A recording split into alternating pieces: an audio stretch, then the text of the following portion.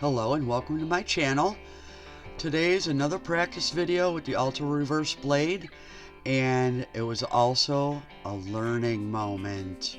This is something I knew about and has happened to me quite a while ago, early on in my scrolling, but I had since forgotten about it and I wasn't paying attention. And in doing so, I made the mistake of backing up the blade while it was running, and the teeth caught the piece and ripped it right up. That was my own fault. I could have prevented that by holding that down as I was backing up, and oftentimes I can just turn off the blade and back out of something and bring it back to where I want to go. Again, it only happened early on in my scrolling, and I never came across this since, so here I am having to glue the piece back on and get it secured so that I can finish the project. I almost bailed on it. I walked away from this for 2 days.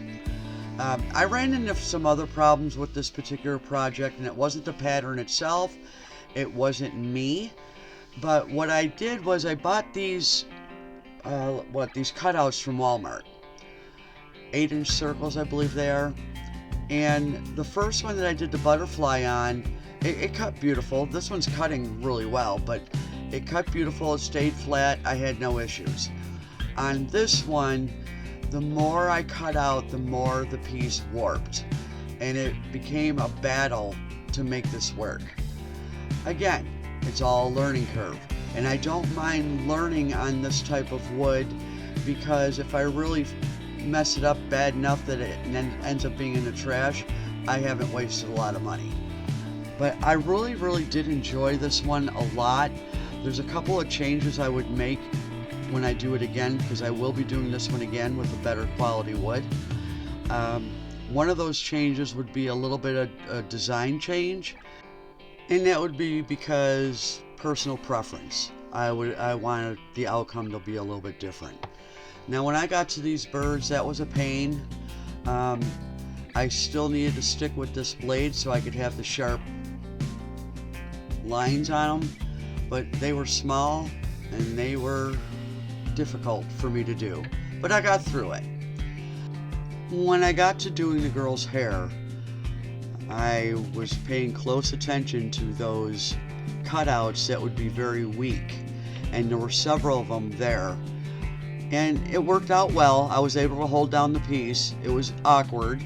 There was another spot where I went offline to the point where I actually had to make a wisp of hair there because it was ridiculously off. But this went pretty smooth other than the wood being warped. It was very difficult to make these cuts because it wouldn't lay flat. So I was kind of holding down one half at a time because it warped down the center between the girl and the flower, and it bowed up from there. So it was kind of crazy. But I was really happy with this. The blade, it's getting easier and easier for me to use. I am not struggling so much with it, and that's why I'm choosing patterns that are a little less complicated. I think the most complicated part was the rose petals and the birds.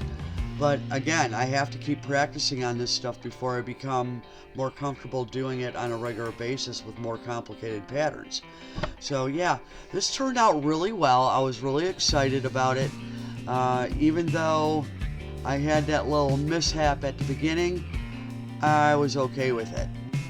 I think for me, the key is just to keep at it. I almost gave up on this project because of that piece that broke up and out, but that's going to happen. As hard as I try, it's going to happen. It doesn't matter how good you are, it happens. So if you're new to this, don't give up. Don't give up on yourself. Keep at it. You will learn and become more proficient. You will get the hang of it. I'm a perfectionist, so for me, a lot of this stuff was extremely frustrating. And I've had to walk away for a little bit and then come back to it with a clear head. Just know that you got this. Thank you so much for watching.